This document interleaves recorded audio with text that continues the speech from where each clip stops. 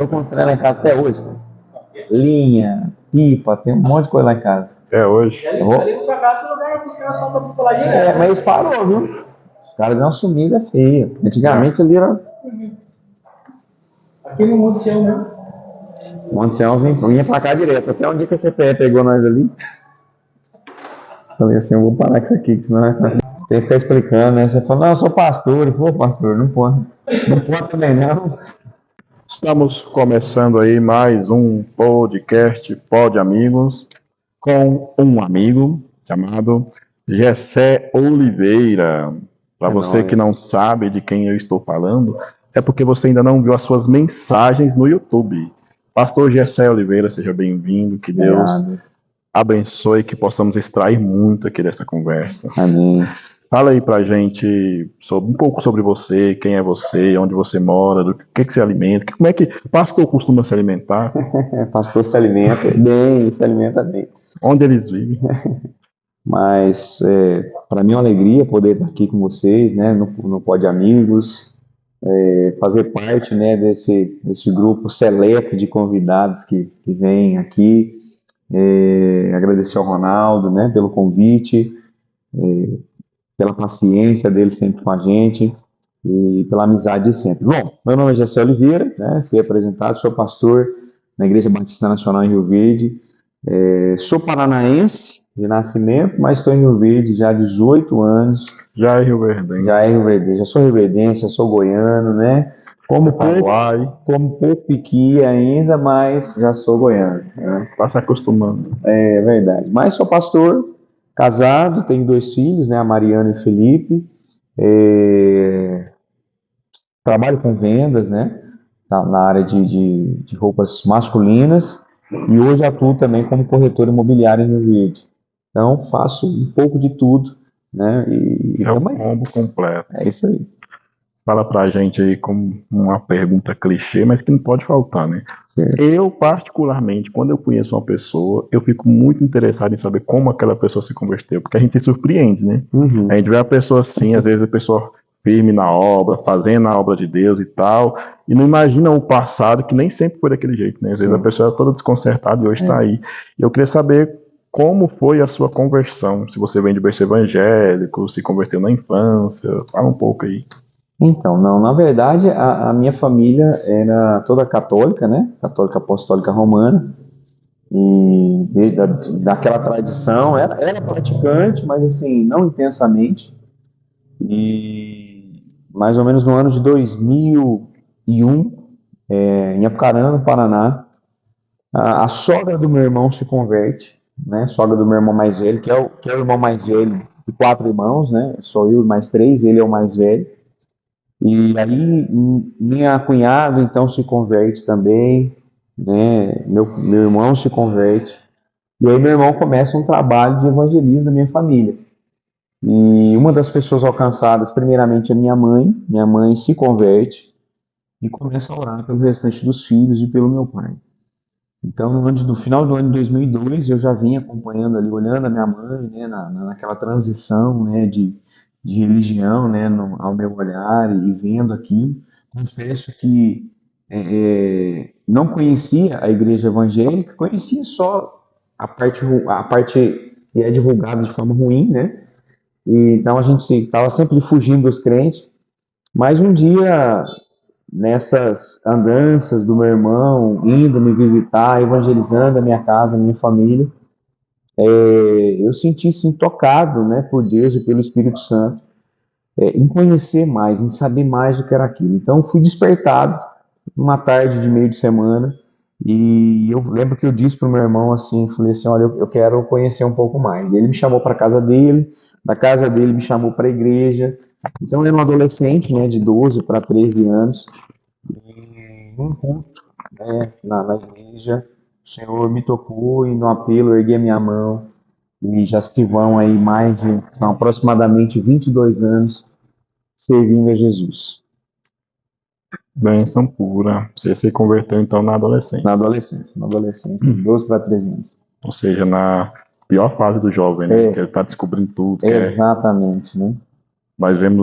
Nós achamos muito comum jovens, adolescentes saírem da igreja, mas agora vir para a igreja não é tão comum, né? E você tem uma experiência vasta com jovens também, né? Já deu aí palestras para jovens, inclusive que é um sonho de consumo que eu tenho um dia, chegar no nível de Gessé. Eu queria saber como é que é para você, tipo, discernir entre pregação, palestra, qual foi a sua experiência com palestras, especificamente falando? Então, a minha história, assim, eu sempre admirei muito, né, os pastores pregando, sempre me imaginei fazendo isso, desde quando me converti, desde muito novo. Achava muito bonito aquilo, né? Não sabia como funcionava, como seria. Sempre fui muito tímido, né? Até comentei isso com o Ronaldo. Sempre fui muito tímido, Ninguém diz. né? Ninguém diz. E eu, para os trabalhos, escola, sempre foi muito difícil. Porém, desde a minha adolescência, eu me converti numa igreja que tinha os pequenos grupos, as células, né? Então a gente vai sendo instigado, né? Motivado a estar falando, pregando o evangelho. Então eu comecei minhas primeiras pregações, né? Dentro de células, de pequenos grupos, né? Então quando eu venho para Rio Verde, já depois de alguns anos de conversão, começo a fazer o seminário. Meu primeiro canal, meu primeiro momento de atuação eram jovens. Então, eu sempre tive muita oportunidade de pregar para os jovens e depois palestrar para os jovens. Então, eu começo aí. O pastor que era pastor de jovens na minha igreja, ele vai ser enviado para outra cidade, então eu assumo a liderança dos jovens, vou ser Já foi líder de líder de jovens, jovem? né? Então, vou ser líder de jovens, liderei os jovens por uns 2 anos mais ou menos. E aí, quando eu saio da liderança de jovens, é quando entra o pastor Marcondes, que é o pastor do Impacto Jovem, que é o Ministério de Jovens da minha igreja hoje. E então eu sempre estive muito envolvido com jovens, sempre pregando, dando aula, dando curso, né? Sou professor de teologia dentro do nosso seminário, a gente pode falar um pouquinho disso depois.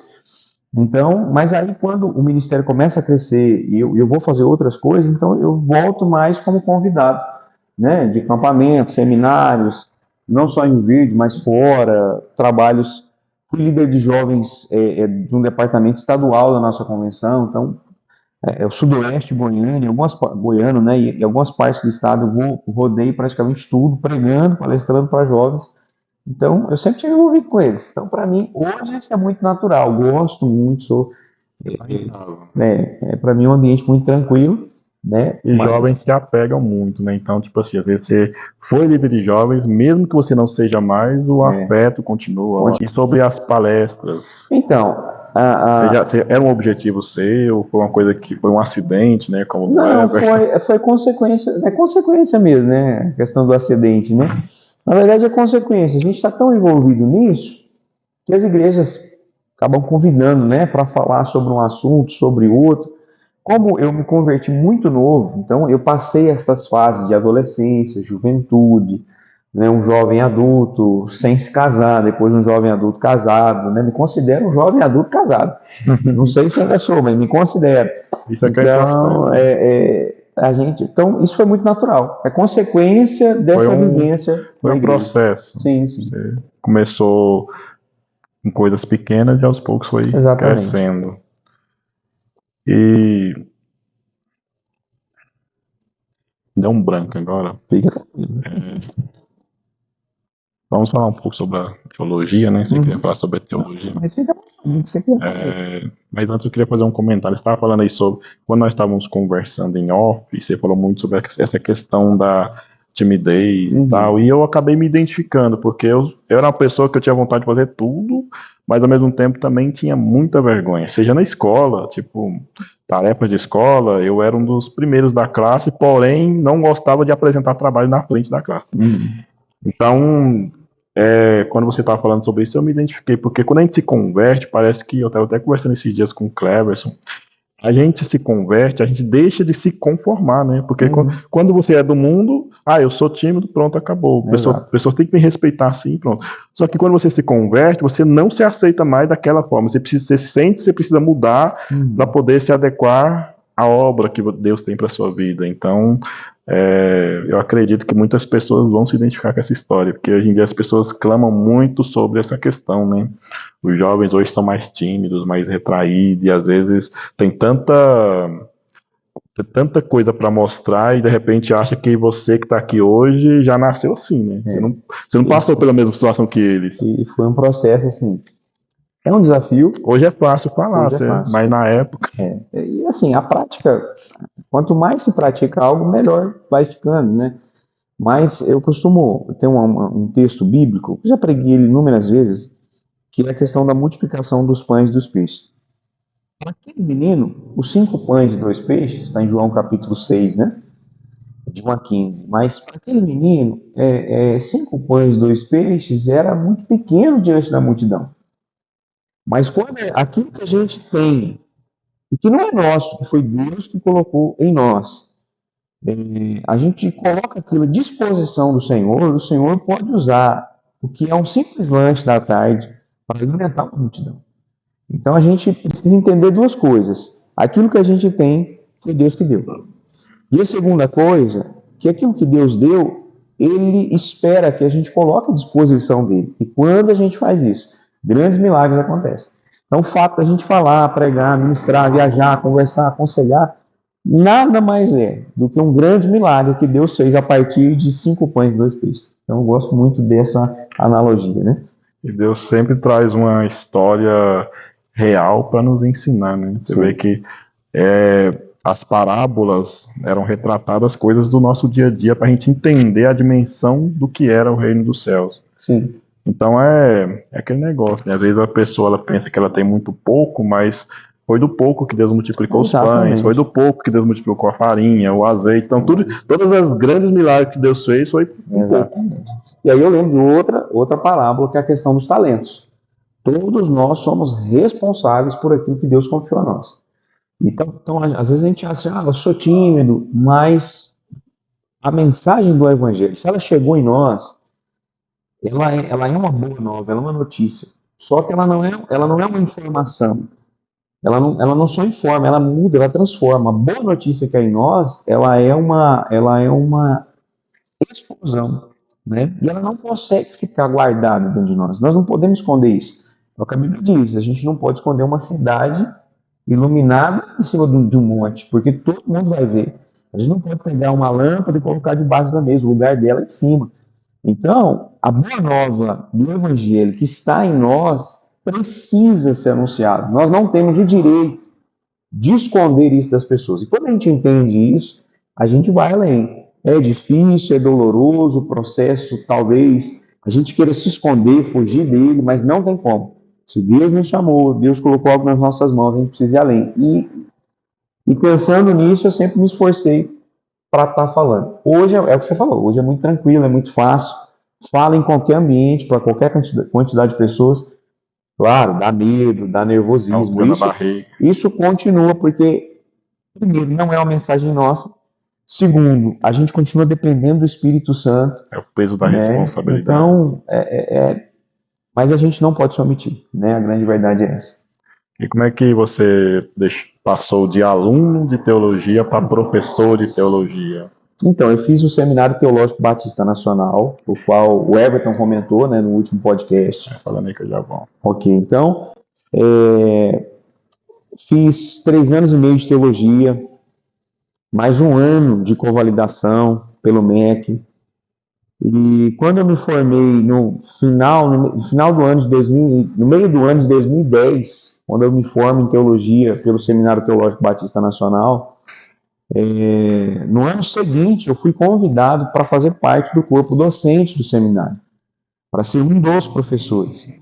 Então comecei ali uma matéria, 2, 3, 5, e a gente vai, né, a necessidade do seminário em Rio Verde, que é uma extensão, né, de Goiânia. Nós temos seminário em Goiânia, temos seminário em Anápolis, mas seminários batistas nacionais tem no Brasil todo e no mundo todo. Mas o corpo docente de Rio Verde estava sendo formado. Então, como eu fui uma das primeiras turmas, eu fui convidado para ser um dos professores. Então, hoje eu falo sobre administração eclesiástica, né, administração de igreja, teologia do Novo e do Antigo Testamento, introdução ao Novo e Antigo Testamento, Eu falo sobre a história dos batistas nacionais, estou me especializando na história da nossa convenção, né, nossa história. Enfim, há uma série de seitas e heresias também trabalho. Então, tem várias matérias que eu trabalho dentro do nosso seminário, que tem excelentes professores hoje, né? Então, estamos aí. A minha história é assim, né? A necessidade fez o professor. Benção, benção. Sou um adolescente que conheceu a palavra através da mãe, hoje dá aulas. Você se imaginava assim até alguns anos atrás? Não. Na verdade, eu conversava isso com a minha esposa há pouco tempo atrás, assim.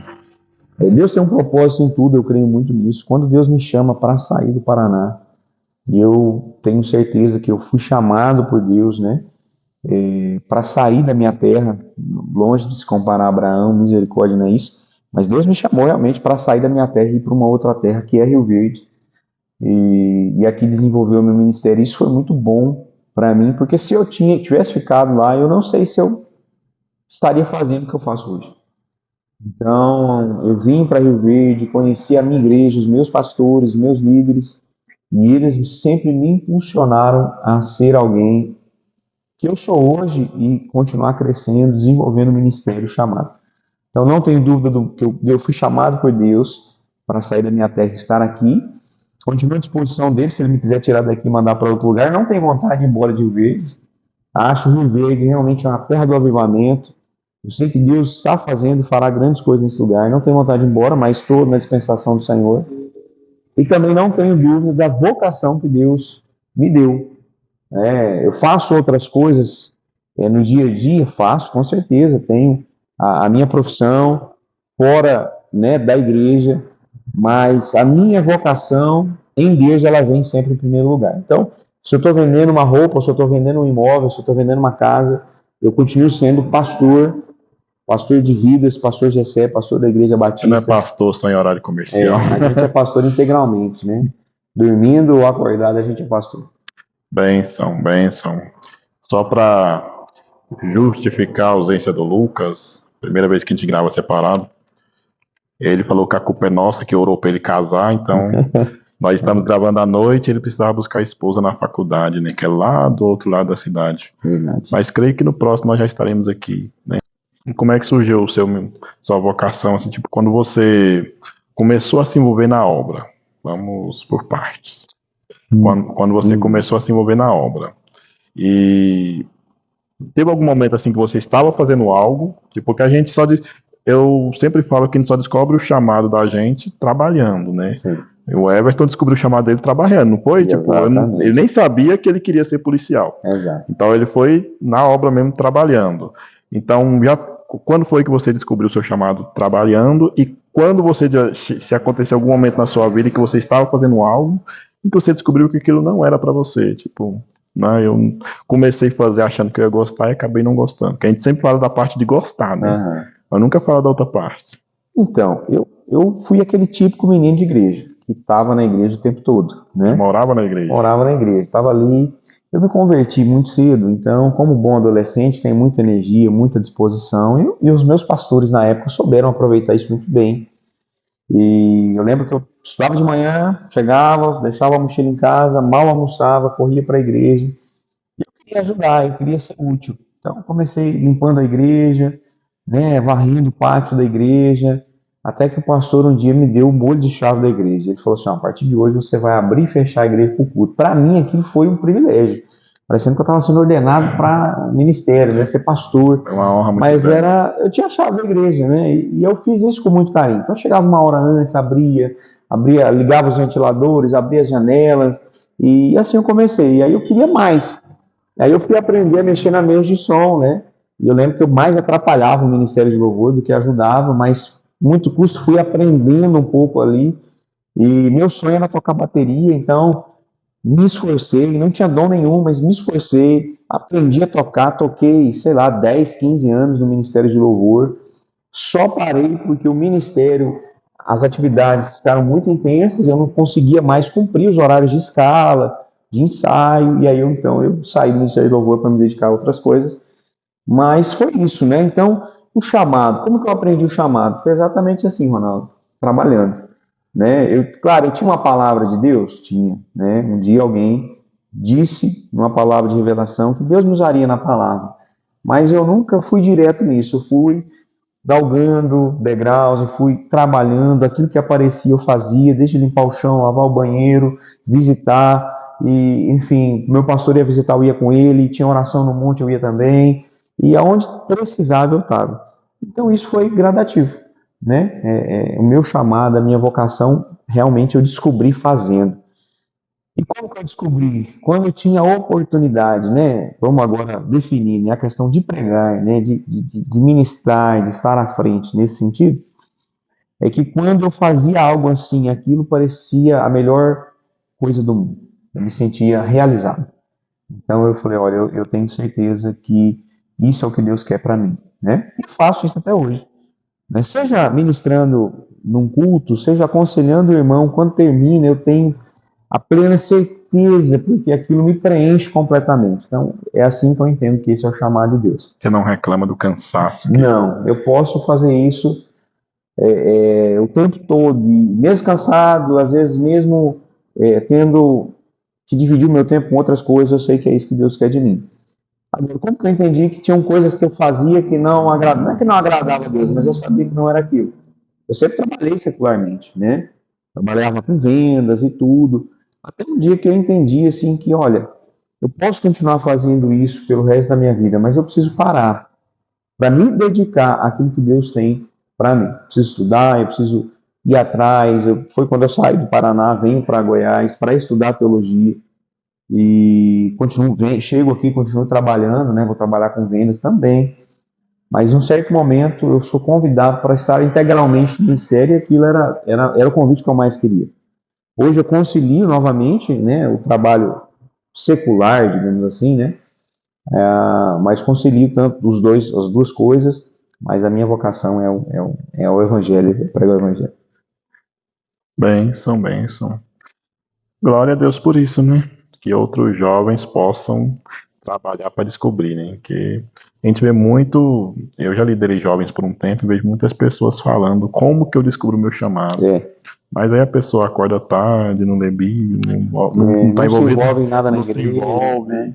A gente quer que, tipo, que aconteça como aconteceu com Samuel, né? Deus chama ele lá do céu. Exato. Então, mas eu quero dar uma pausa aqui, pode beber água, viu? Fica à vontade.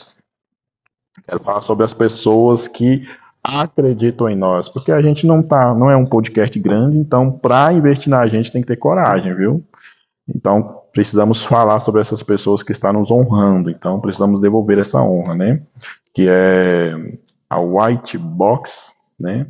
Que é uma empresa de marketing digital, né? Que é do Cleverson. Conhece o Cleverson? Muito. Meu amigo. Talvez as pessoas falam, nossa, o Cleverson é muito inteligente. Só que não é 1% do que as pessoas conhecem dele, né? Que ele é muito quieto ainda, então, Reservado. muito reservado. Mas ele é muito inteligente, muito perspicaz, né? Então, e eu falo não só porque é meu amigo, mas também porque eu já experimentei os serviços dele, né? Antes a gente vendia mais de maneira orgânica, então dava mais trabalho. Hoje em dia, o marketing digital faz com que as pessoas venham até você, né? Pessoas conheçam a sua marca, o seu produto e você começa a ter um alcance maior, né? Porque Rio Verde é uma cidade de quase 250 mil habitantes. Não dá para chegar a todo mundo de modo orgânico, né? Então, se você precisa de um auxílio para poder fazer sua marca crescer, sua empresa, seu mercado, procura a White Box. E se alguma informação não tiver aqui no vídeo, vai estar na descrição, né? Que às vezes a gente não fala tudo no vídeo para não ficar muito grande. E a outra empresa também, que é a livraria Deus Conosco. Lá você encontra bíblias, livros, né, que precisamos ler bastante, né? O povo de Deus perece por falta de conhecimento. E se você mandar mensagem, que também vai estar aqui na descrição, você já ganha 30% de desconto na sua primeira compra. E já que estamos falando em empreendimento, você é um cara de multifacetas, né? Perguntar, se você fosse assinar a carteira, não caberia. Você tem vários tipos de investimentos. Então, como é que vem esse desejo, assim, de você... O momento em que você decide investir sobre algo? Então, quando eu sou convidado pelo pastor da minha igreja, o pastor Antônio, que é o pastor presidente da igreja, para ficar integralmente no ministério, então eu fecho todas as outras portas e realmente coloco energia somente no ministério durante muitos anos. Mas a gente se casa, né? Os filhos vêm, então as despesas aumentam. E a gente aprende o seguinte: ou você, para você conseguir equilibrar o seu orçamento, ou você diminui as despesas, ou você aumenta a receita. E eu tinha uma crise interna, né? Eu acho que todo pastor que está um tempo no ministério já, né? Algum tempo já caminhando no ministério, tem também que a gente em um determinado momento pensa, né? Fala assim, será que eu só sei fazer isso ou sei fazer mais outra coisa? E eu me vi muitas vezes pensando nisso, né? Nunca, não quero desistir, parar, abandonar o ministério, o lado não é esse, mas a grande questão é, às vezes a gente fica preso só no ciclo, né, de irmãos e igreja, e a gente deixa de alcançar outras pessoas, né? Pessoas que às vezes não estão ali no nosso dia a dia de igreja.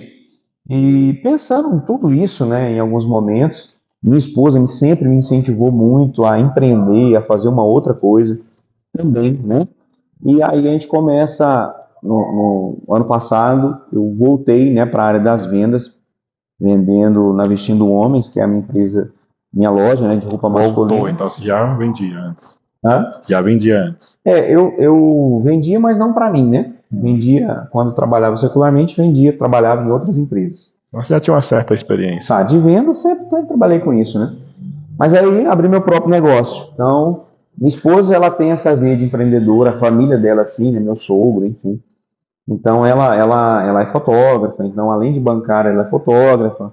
Então, ela já fazia outras coisas e ela teve a ideia de que eu começasse essa empresa de vendas de roupas masculinas. E trabalhei do ano passado para o ano passado todo com isso. Quando fui no final do ano passado para início do ano 2024, por influência de alguns amigos, por estar sempre conversando com um com o outro, a questão da venda já é algo interno, então eles deram a ideia para a gente entrar no mercado imobiliário, que é um mercado de grande crescimento em Rio Verde. E aí fiz o curso, estou estudando para isso, mas já atuante, né, como já está no final do curso, já estagiando, já vendendo, já efetuando. Então entramos, né, nesse mercado imobiliário, tem sido bênção, tem dado certo, graças a Deus. E é isso. Então, e com isso, né, que eu até comentei com o Ronaldo já, com isso, a gente acaba alcançando pessoas que não estão no nosso círculo de igreja. A gente tem a oportunidade de dar um testemunho, de pregar uma palavra, de ajudar pessoas que não estão no nosso dia a dia, né, no nosso dia a dia de crente. É isso que a gente acaba alcançando essas Você está pessoas. sendo luz, né? Exatamente. Então é isso. Acho que a história um pouco de empreender está vindo daí. Mas a BH ainda está ativa. Com certeza, vendendo camiseta, camisa, calça, bermuda, né? Deixando os homens mais elegantes. E como é que faz para encontrar? Nós temos o Instagram, né? Arroba Vestindo Homens VH. Arroba Vestindo Homens VH, nosso Instagram. Entrou no Instagram, né? Lá tem tudo. A gente consegue achar a gente aí. É isso aí. E qual foi a sua maior ou uma das maiores experiências que você já teve com Deus?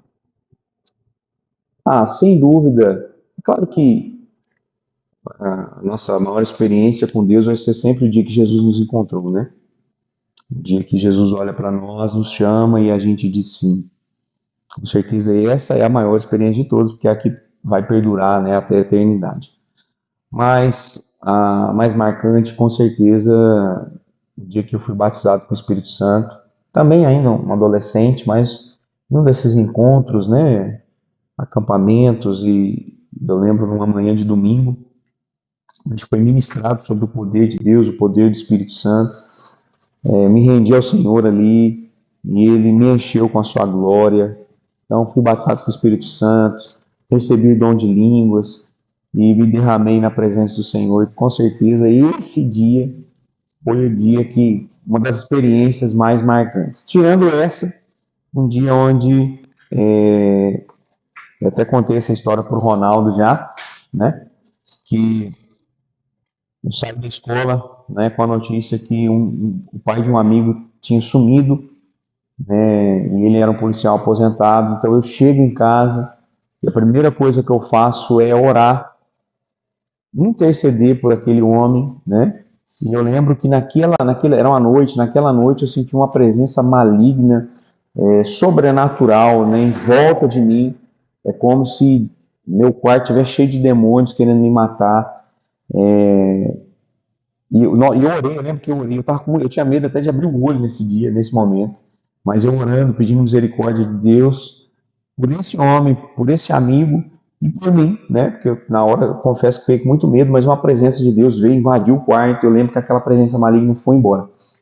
E eu lembro mais ou menos do horário, né, que aquilo aconteceu. No outro dia eu encontrei esse amigo, perguntei o que havia acontecido. O pai desse amigo, ele havia realmente ia tentar um suicídio, estava na beira de um lago com a arma em mãos, né? E eles chegaram naquele momento, conversaram com ele não conseguiu disparar a arma, ele entrega a arma, se rende, não, e a vida dele foi preservada. E aquele momento daquela conversa, daquela negociação para aquele homem não tirar sua própria vida, era exatamente o momento que eu estava orando. Não quero ser presunçoso para dizer, foi a minha oração, mas eu tenho certeza, né, que o Espírito Santo usou aquele momento de intercessão, sim, para livrar a vida daquele homem. Então, são experiências, né, dentre tantas, mas são coisas que ficam marcadas na vida da gente. E é gratificante você entender que Deus ouve a sua oração, né? Sim. Que às vezes, da mesma forma que acontece de algo sobrenatural acontecer enquanto você ora, às vezes acontece também de você estar orando e sentir que não está tendo efeito, né? Que a sua oração não está sendo ouvida por algum momento de angústia, algum problema pessoal nessas questões. Você já trabalhou muito com pessoas nessas questões aí, de achar que às vezes o problema dele está tão grande que nem Deus está ouvindo ele. Já muito, né? Quase toda semana. A gente tem uns momentos, né, que a gente anda ali pelo vale da sombra e da morte, acha que às vezes está esquecido, que Deus não está nos ouvindo, né? Eu já passei por momentos assim também, mas é aí que vem a fé, né? A, a fé é a certeza, né? É a certeza e convicção de coisas que a gente não vê. E nesse momento talvez a nossa fé seja realmente verdadeira. É o momento onde você não ouve nada, é o momento onde você não vê nada, mas Deus está com você, né? Claro que uma palavra amiga, um conselho, alguém para estar te falando isso é muito bom, né? Por isso que é bom a gente fazer parte de uma igreja local, por isso é bom que a gente ser pastoreado, a gente ter pessoas de Deus ao nosso lado, para nos ajudar nesse momento. Benção. Eu tô precisando sair toda hora que eu preciso olhar se tá gravando. Tivemos uma experiência meio recente, a gente achar que tá gravando, na hora que chega no final descobre que não gravou. Como nós estamos hoje sem assistente, mas uma coisa que eu queria saber de você é sobre a questão do celibatário. Eu queria saber o que você pensa sobre e como você acha que a sociedade cristã no caso, né, o mundo não importa, o que eles pensam, mas o que você acha que a sociedade, como é a visão da sociedade evangélica sobre esse assunto hoje? Então,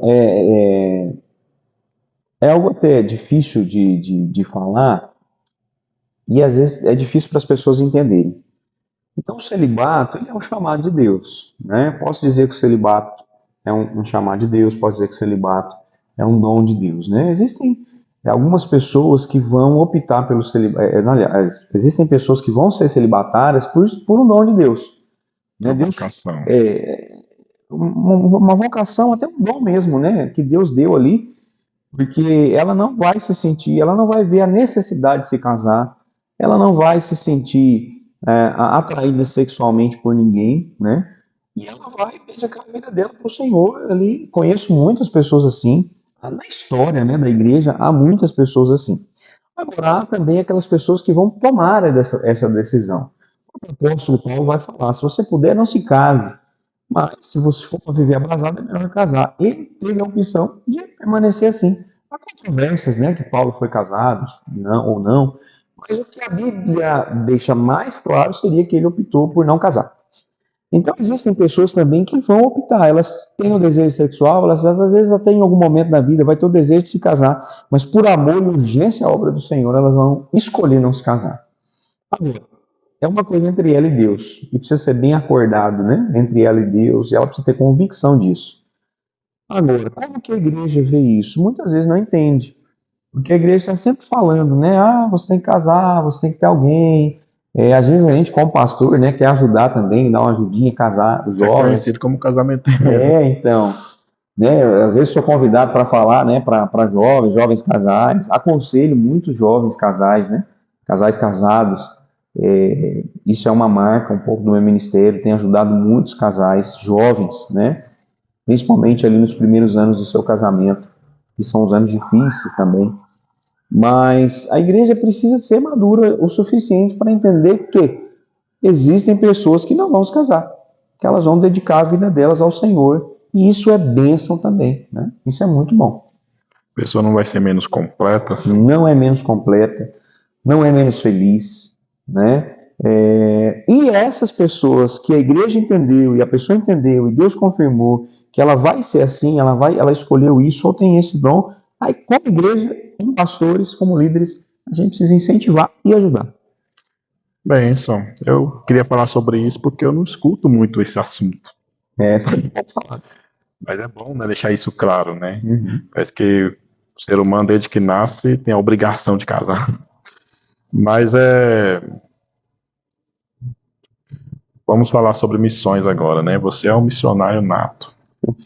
Você fez recentemente uma viagem missionária. Conta pra gente como sucedeu o processo dessa viagem, nem até chegar na viagem, porque não é assim do dia para a noite, né? Você decidiu viajar aí. E como foi a experiência da viagem? E o que você conseguiu extrair daí? Vamos lá, muita coisa. Mas Muitas perguntas em uma só. vamos resumir a questão de missões, né? Todo cristão deve ser um missionário. Até disse uma frase que eu ouvi, eu não lembro de quem é a frase, né? Se alguém souber, pode pôr nos comentários aí. Mas o cristão, ou ele é um missionário, ou ele é um mercenário. Porque Deus não nos chamou para ser um fim em si mesmo, hein? Nós sermos um fim em si mesmo. Tudo aquilo que Deus nos deu, seja de recurso financeiro, de tempo, de saúde, não é para ser gastado só conosco, né? Deus, se você olhar a revelação de Jesus, é sempre, né, nós recebendo o amor de Deus, mas sendo canal do amor de Deus na vida de alguém. Isso é missões. O que é missões? Pregar o evangelho a toda criatura. É o que está em Mateus 28, é o que está em Marcos 16. E de pregar o evangelho a toda criatura, batizando em nome do Pai, do Filho e do Espírito Santo, ensinando a guardar, né, aquilo que Jesus ensinou. Bom, se eu penso dessa maneira, a minha obrigação é fazer missões. O que é fazer missões? Pregar o evangelho. Então todos nós devemos pregar o evangelho. Há uma outra frase que eu sempre escuto: Deus teve um único filho e fez dele um missionário. Então nós precisamos fazer missões. Fazer missões não é só ir para a África, né? Apesar que eu tive, né, numa expedição missionária na África, num trabalho missionário que já existe. Nós temos um trabalho lá, e já eu falo disso. Mas fazer missões é pregar dentro de casa, é pregar na rua que a gente mora, pregar na escola, na faculdade. Aonde a gente vai, a gente é um missionário, a gente é sal da terra, luz do mundo. Então, o primeiro ponto seria esse, né?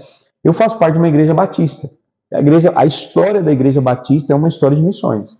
Aliás, a história da igreja evangélica brasileira é uma história de missões. Então, se nós estamos aqui hoje falando com você que está aí, que é crente, e se nós somos crentes aqui, né, somos cristãos, é porque um dia alguém pensou em missões. E alguém investiu em missões. Hoje o Brasil é um celeiro de missões. Então, o Brasil envia missionários. O Brasil é um dos países que mais envia missionários do mundo. O Brasil investe pouco em missões, mas mesmo assim ainda é esse celeiro missionário. Então eu sempre tive esse contato, né, com missões, aprendi com missões. É um assunto que queima no meu coração, me incomoda muito, né, esse assunto no sentido de que eu sempre estou fazendo pouco, eu sempre preciso fazer algo a mais. Então, o Ministério de Missões da minha igreja é um ministério atuante. Então, nós temos missionários aí espalhados pelo mundo. Temos missionários locais, missionários regionais e missionários que são transculturais, né, que estão aí ao redor do mundo, né? A minha convenção tem uma junta administrativa de missões, então tudo isso é muito latente, né, muito real dentro da minha convenção. Mas você perguntou sobre a viagem, né?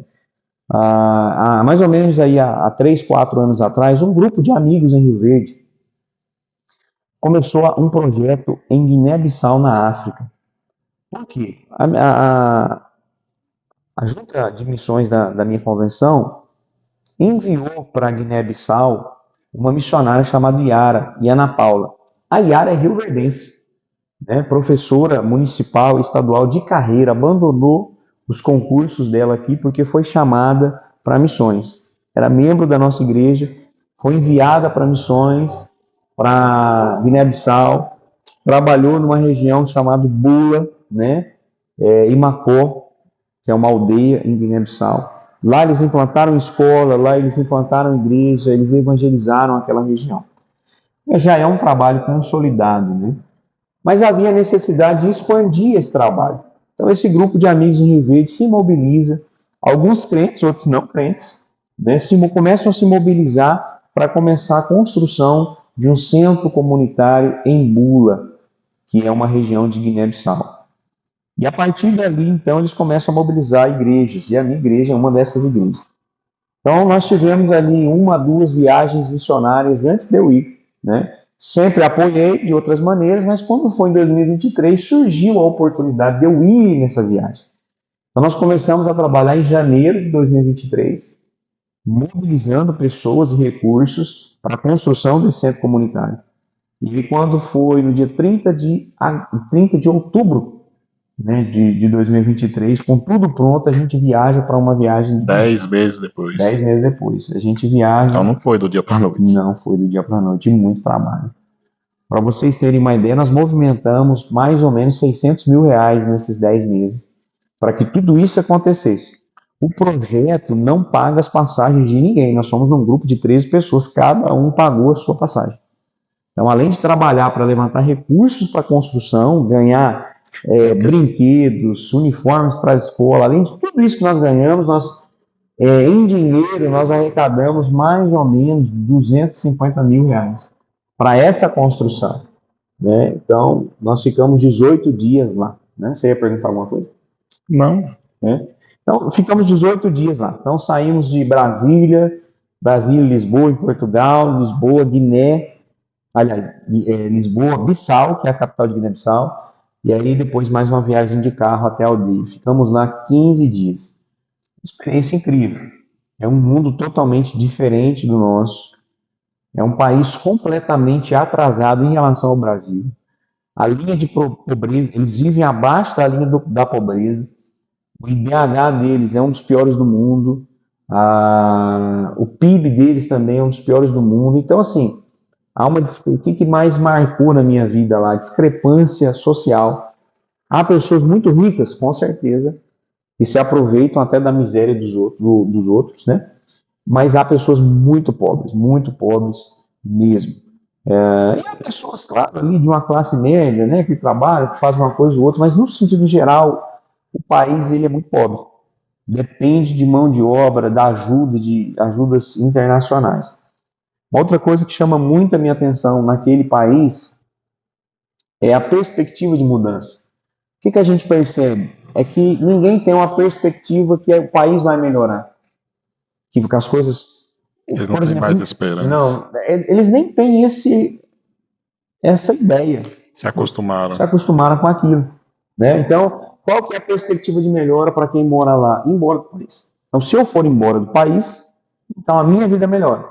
Mas o país sempre vai ser a mesma coisa. Dentro do país não tem. Não tem. Então, até isso o evangelho muda. Outra coisa que mudou muito, que me chamou muita atenção, o evangelho de Cristo ele é contra a cultura. Então, não importa a cultura do mundo, o evangelho sempre vai andar na contramão. E a raiz cultural religiosa de um país africano, todo mundo sabe que é muito forte. E o que o evangelho chega? Chega para transformar isso, mostrar um verdadeiro Deus, uma verdadeira adoração, abandonar vícios, rituais e tantas outras coisas, a idolatria. Então, isso também eu vi lá, o evangelho mudando pessoas, mudando vidas e famílias. Então, é uma experiência incrível e quem dera todas as pessoas pudessem, todo cristão pudesse ter, né? Eu sei que todo cristão tem o sonho de ir para Israel um dia, eu tenho esse sonho também, em nome de Jesus um dia eu vou realizar Visitar o ele. Rio Jordão. Os Né? famosos hoje estão tudo batizando no Rio Jordão. Tem esse sonho, né? É um sonho meu conhecer Israel, a Terra Santa, claro, mas quem dera fosse o sonho também de todo cristão conhecer a África, né? Nossos irmãos lá que carecem também da nossa ajuda, né? Alguém pode dizer assim, né? Eu estava assistindo esse vídeo mas por que fazer na África? Você tem tanta gente passando fome no Brasil. Essa é a grande questão. Nós fazemos aqui. Então, quem faz aqui também pode fazer lá. Mas no Brasil, há muita gente fazendo, ajudando, né? É diferente. No Brasil, vamos pegar aí o pior estado brasileiro. Se você sair em algum lugar pedindo uma ajuda, pedindo um prato de comida, alguém vai te dar. Lá não tem isso.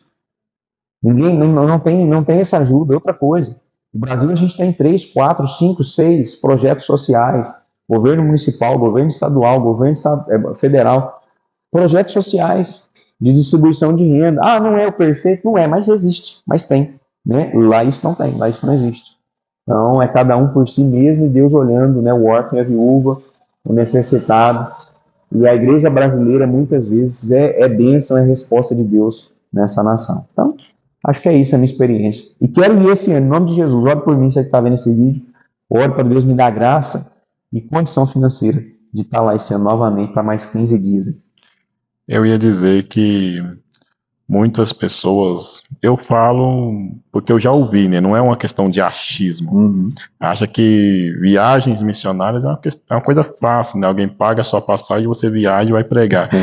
Só que eu gosto muito da área missionária também, então eu estudo muito sobre essa questão. Inclusive, eu sonho em ser missionário, porque eu penso que eu sou doido, né? Mas todo missionário é um pouco doido. Mas a questão é que, tipo assim, uma viagem missionária, ela vai, talvez a parte do menor investimento seja o dinheiro, né? Porque existem tantas outras coisas envolvendo aquela questão ali, para aquilo acontecer, que o dinheiro acaba não sendo um fator tão que faz a pessoa, é só ter dinheiro e vai. Nós tivemos um ano, né, de preparação, essa equipe que foi. Então foi um ano de muito choro, foi um ano de muito jejum, foi um ano de muita oração, foi um ano de muito trabalho, né, muita transpiração. Eu alcancei inúmeros. Nós tivemos em programas de televisão, nós tivemos em programas de rádio, nós tivemos em igrejas, nós tivemos de tete a tete. Eu perdi a conta de quantas pessoas nós conversamos.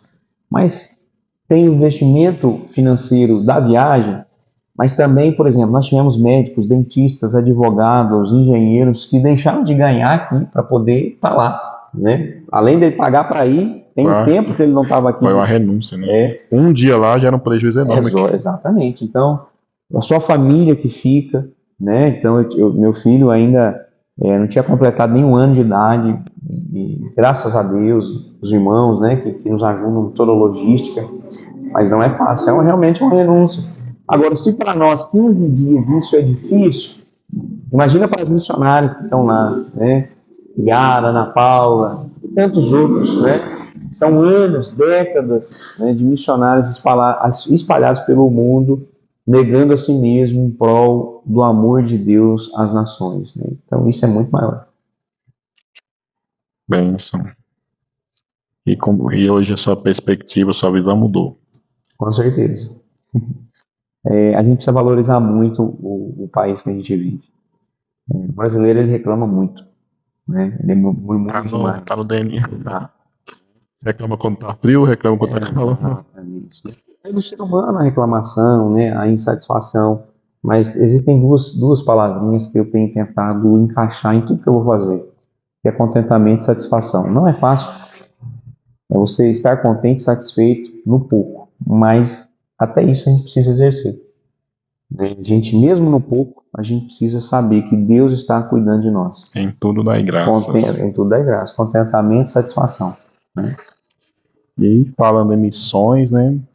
Final do mês agora temos a nossa segunda conferência missionária aqui na Assembleia de Deus Bragantina, a qual eu estou responsável, né? superintendente de missões. Eu acho essa palavra tão bonita. Superintendente. Mas o peso também é bem grande, né? Então a responsabilidade é bem grande.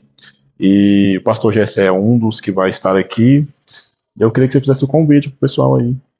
Gente, eu tive a honra de ser convidado para ser o preletor, né, o palestrante, o pregador, do dia 28, que é domingo, às 7h30 da noite.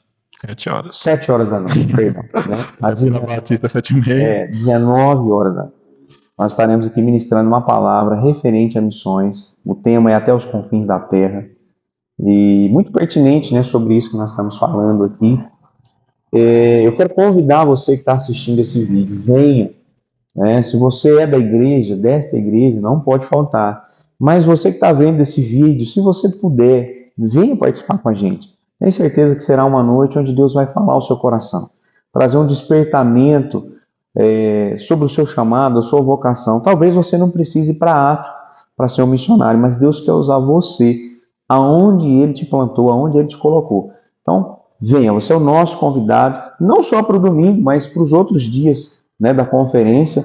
Vai ser sexta, sábado, domingo? Sexta, sábado, domingo. Sexta, sábado, domingo. Então, 26, 27, 28, né, vai estar aí no Instagram, vai estar aí, né, na descrição do vídeo, convite para você. Venha, faça parte, tenho certeza que você vai sair daqui abençoado pelo Senhor. Você nasceu para fazer propaganda. E qual é uma dica que você tem para dar para nós? Um livro, um filme, uma série? Olha, eu confesso que eu tenho... Você é um cara que tem cara que gosta de ler. Leio muito. Já li mais, mas estou sempre procurando ler mais. Bom, série e filme, confesso que eu tenho assistido bem pouco. Quase não tenho assistido nada, aliás.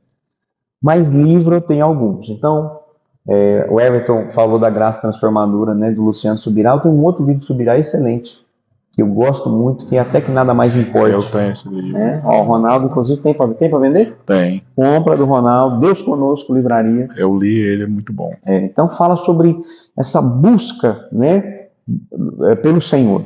Excelente livro. Um outro livro do Luciano Subirá, que é um despertamento para a igreja brasileira nos dias de hoje, é O Poder do Jejum. Então, se você puder ler esse livro, leia. É uma prática milenar, mas quando nós aplicamos dentro da nossa espiritualidade, o principal motivo do jejum é buscar a presença de Deus, buscar estar na presença de Deus, isso é transformador. Então, esse é um outro livro que eu recomendo muito, né? É um assunto que simples, mas que muitas pessoas também têm dificuldade. Há muita mistificação sobre o jejum. O jejum é mais simples do que se imagina, pode ser praticado por quase todas as pessoas. É um dever de todo cristão. Jesus esperava que nós jejuássemos. Então, não vou dizer que é uma ordenança, mas é uma prática esperada do cristão e que muitas vezes é negligenciada, né, nesse tempo que a gente vive. Mas é algo poderoso, é uma pérola escondida dentro da cristandade, uma arma, né, diante da nossa espiritualidade que está disponível pode ser praticado por quase todas as pessoas. E vamos, 3, né? Um outro livro excelente, A Inteligência Humilhada, do pastor Jonas Madureira. Jonas Madureira. Um livro, não é uma leitura simples e fácil. Você só citou autores brasileiros. Mas é uma leitura muito boa. Mudou a minha visão sobre a teologia. Me fez repensar. Quando é bom ser confrontado. Né? Me fez repensar assim o porquê, né, de eu ser um teólogo. Então, é importante. Você que almeja fazer teologia, estudar mais sobre a palavra de Deus, está aí um bom livro para você ler. Inteligência Humilhada, Jonas Madureira, né? Esse livro é muito bom, vejo muita gente lendo esse livro aí. E eu vou puxar sardinha aqui, né? Livro Prisão Condicional. É um livro bom, né? Fala sobre libertação. É um assunto que todos nós precisamos conhecer, porque como eu já falei, eu já fui líder de jovens, e às vezes você quer conversar, quer orientar, e às vezes também não sabe como. Então é uma coisa que o conhecimento ele te traz automaticamente uma certa confiança, né? Então, quanto mais conhecimento você adquirir, mais confiança você terá. Então, adquira aí, ó, Prisão Condicional. O autor não é tão famoso, mas um dia ainda será. E esse livro aqui é para o pastor Gessé. Muito obrigado. Fico honrado, né, em receber a versão física agora, né, do livro Prisão Peguei o digital, agora Condicional, o né? físico. É um material excelente, é um assunto atual, precisa não só para jovem, o que a estimativa é que crianças, né, adolescentes já estejam envolvidos em pecados sexuais, aprisionados na pornografia, masturbação e tantas outras coisas, que vão desencadear uma série de problemas na vida adulta. Nós temos homens casados, homens adultos, mulheres também, então envolvidos, aprisionados nesses vícios e pecados. Então esse livro, para você que está nos assistindo aí, né, compre.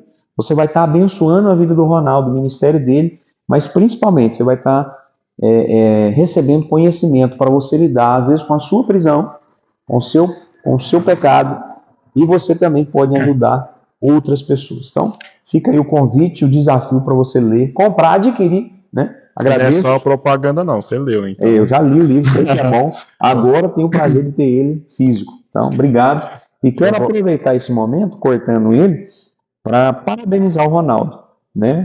Pela persistência, pela coragem, né? Você escrever um livro hoje não é fácil. Você mandar editar um livro desse, imprimir um livro desse, não é fácil. Mas ele tem sido persistente e eu tenho certeza que Deus vai honrar muito ele.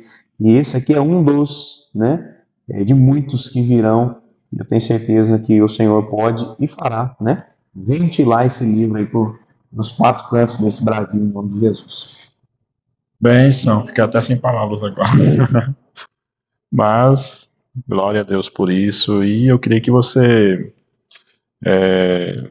falasse um pouco sobre as pessoas que te inspiraram até aqui, pessoas que te motivaram, pessoas que fizeram parte da sua vida, seja elas nos dias de hoje, seja pessoas que já morreram, seja até personagens bíblicos. Bom, vamos começar pela Bíblia, né? Bom, tirando Jesus, que Jesus é o Não tem nosso comparação. principal herói, né, e inspiração. Mas algumas figuras bíblicas. Moisés, pela paciência de liderar um povo difícil, né? Talvez seria um. Paulo, por colocar toda a sua inteligência a serviço do Senhor e ter coragem de mudar todas as suas perspectivas e gastar-se, como ele mesmo disse, gastar-se e desgastar-se pela obra do Senhor. Timóteo, um jovem pastor que deu a vida, né, pelo ministério. Então, a história de Paulo e Timóteo me chama muita atenção. Agora, pregadores. Ao longo da história, a gente tem John Wesley, né, Spurgeon, a gente tem Billy Graham, a gente tem tantos pregadores, né? Talvez mais atuais, não vou ser injusto com ninguém, mas, né, pregadores brasileiros que eu gosto muito, Hernandes Dias Lopes, Augusto Nicodemos, Paulo Borges, né, de Goiânia, do Sal da Terra, Luciano Subirá, Douglas Gonçalves, enfim, tem muita gente boa, né? Até é difícil citar porque tem muita gente boa nesse meio. Agora tenho os meus pastores, pastor Antônio, com certeza, minha inspiração, né? O pai na fé nesse tempo. Mas com certeza meu irmão Zé Carlos, né? Pastor Zé Carlos, hoje é pastor, né? Você tem irmão, pastor? Tem. Esse meu irmão que me evangelizou é pastor hoje em Ribeirão Preto, provavelmente está aí assistindo esse vídeo. Então ele é também um dos meus heróis, né? E a minha mãe que orou por mim, e se não fosse a oração dela, eu tenho certeza que eu não estaria aqui hoje. Então, tem tantas pessoas, né? A esposa do pastor Antônio, a Roseni, né? Que foi uma mãe para mim nesse tempo. E hoje, com certeza, a minha família, Rafa, Mari, Felipe, né? São o meu porto seguro. E acho que é isso, né? Tem muita gente, mas não vou me aventurar a falar mais para não esquecer de ninguém. Eu queria que você deixasse sua mensagem final aí para as pessoas que estão aí em busca do seu chamado, da sua vocação. Olha, Para você que está nos assistindo, né, com certeza você já tem ciência que Deus tem um chamado para a sua vida. Você tem ciência dessa vocação, porque o Espírito Santo já falou ao seu coração. Vá em busca disso. Pastor, mas como que eu vou em busca do meu chamado, da minha vocação? Trabalhando, se envolva na sua igreja local, se envolva com o seu pastor, com o seu líder. Dê a sua vida por isso.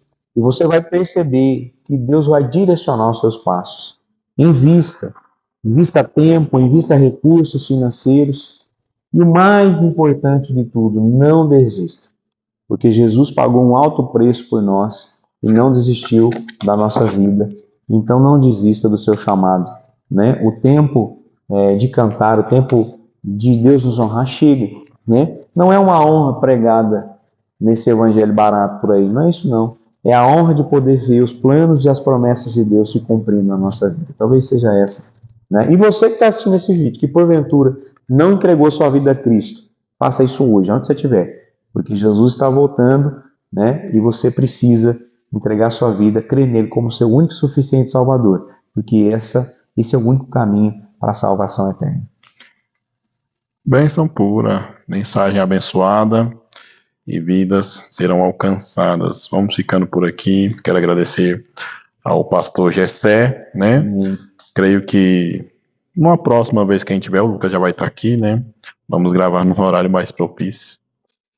Mas que Deus continue te abençoando, Amém. te usando tremendamente, porque eu admiro muito essas pessoas que gostam de trabalhar com jovens, né?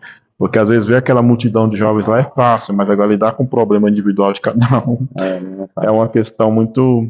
Então, se Deus te escolheu é porque Ele confia em você, né? Às vezes, uma coisa que eu sempre falo, às vezes nós temos muito aquele questionamento sobre capacidade, mas nós precisamos sempre entender que quem devia confiar em nós já confia, né? Verdade. A gente não precisa confiar em nós, Deus confia em nós, só basta a gente se colocar na dispensação dele e o resto acontece. Então, foi uma honra para mim ter você aqui, né? Muito bom falar com você, conhecer o outro lado, né? A gente só conhece o pastor, acha que pastor não tem vida, né? Depois que pastor vira pastor, perde a identidade. Exatamente. Mas que Deus continue te abençoando sempre. Obrigado, Amém. obrigado pelo convite. Obrigado por você que assistiu.